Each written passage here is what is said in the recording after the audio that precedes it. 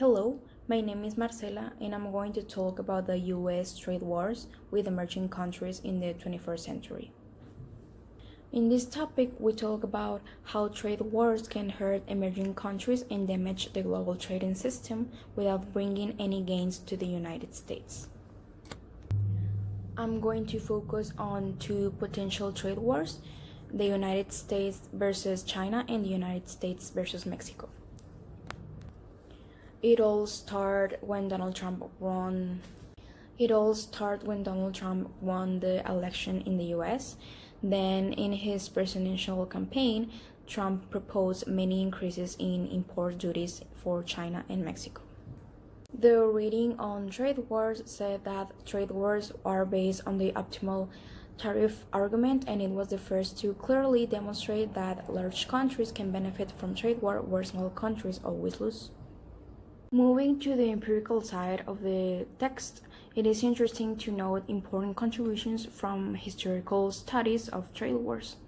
Conybeare defined trade wars as a category of intense international conflict where states interact, bargain, and retaliate primarily over economic objectives directly related to the traded goods or service sectors for their economies, and where the means used are restrictions on free flow of goods and services. And he also made distinctions among three types of trade wars. The first one was trade wars thought of as a prisoner's dilemma. In this scenario, cooperation is worthwhile only if it's bilateral. Non-cooperation is a dominating strategy, but if everyone implements that strategy, moral disasters ensues. The second one is trade wars between a large and a small country. In this scenario, the large country benefits from a trade war and the small one loses. And the last ones are trade wars among a large number of nations. Then the reading also talks about the US trade relations with China and Mexico. As stated by the recently elected US president, the main reason for launching a trade war is the importance of bilateral trade deficit.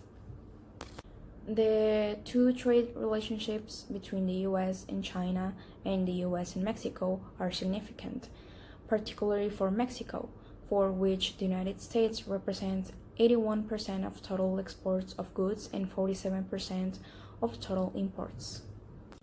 The principal U.S. exports to China in 2016 were transportation equipment, agricultural products, and computers, and also electronic products.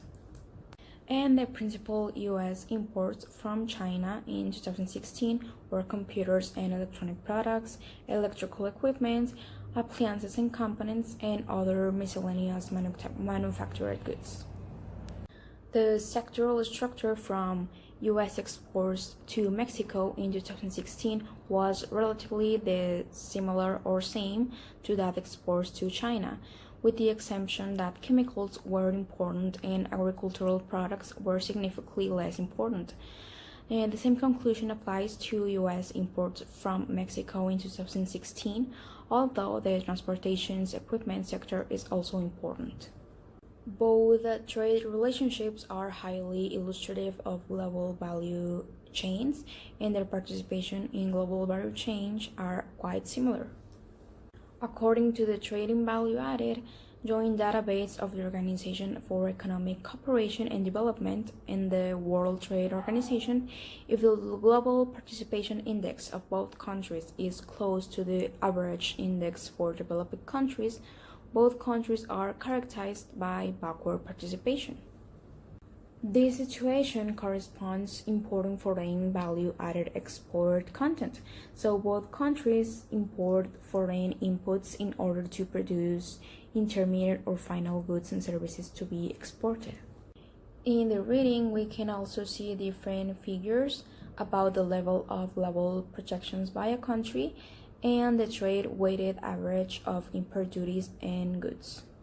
In the conclusion of the reading says that there is no scenario under which the United States benefits from either protectionism applied on these two trading partners or a trade war with them. It says that the scenarios are interesting because they offer contrasting pictures of a trade war.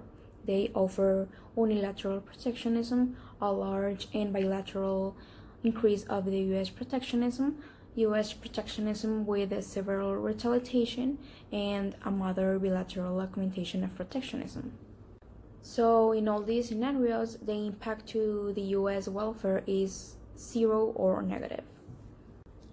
Is it true that some of the US sectors can benefit from these scenarios in terms of value added, such as textiles, wearing apparel and leather products, electronics equipment, and so on?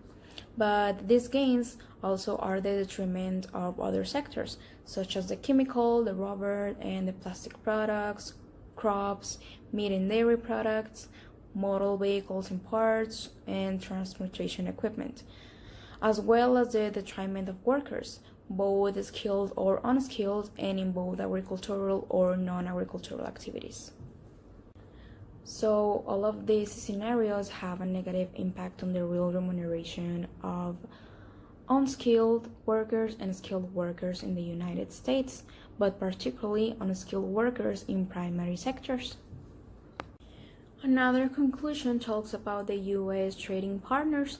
They say that China is significantly affected by trade wars, and the welfare losses are potentially huge for Mexico.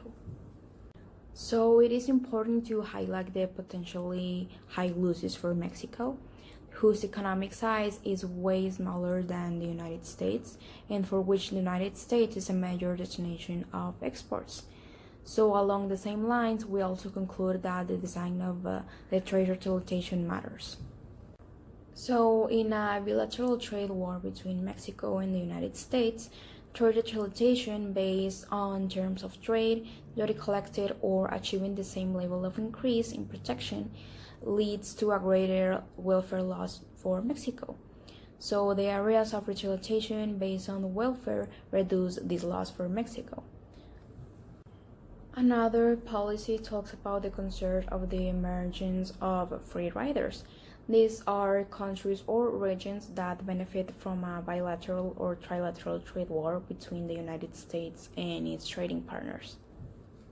As a conclusion, we can say that it is very important to restate that trade wars are potentially harmful to the world's economy. Protectionism is not the right way to reduce the current deficits from the private and public sectors, inasmuch as these deficits are mainly the consequence of insufficient net savings. It is also very important to remember the role of the multilateral trade system that provides meditations for the litigation of trade disputes. So if the US governments believe that some of its trading partners are implementing unfair trade practices at the expenses of the US producers, the World Trade Organization is the right arena in which to complain and obtain a removal of a change in these practices.